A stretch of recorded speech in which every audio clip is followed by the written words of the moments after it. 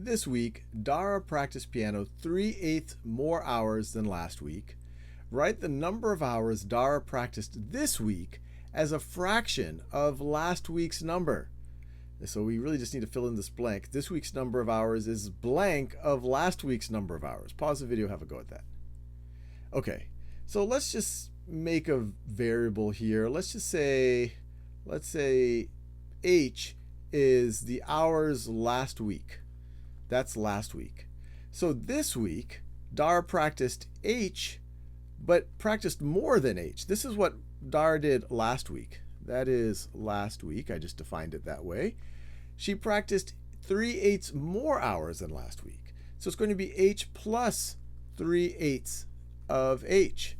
This is how much more she practiced. How much more? So the total amount of practice this week is H plus 3/8 H. Another way to think about it is this is the same thing as 1H plus 3/8 H.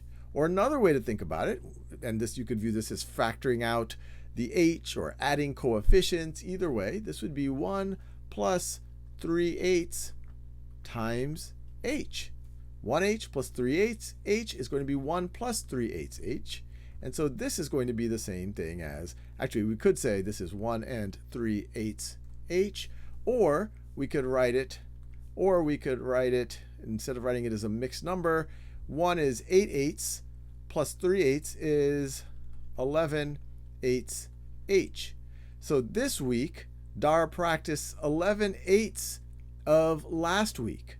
So this week's number of hours is 11/8 of last week's number of hours. And notice, it is last week 8/8 or 1 plus another 3/8. So it all works out.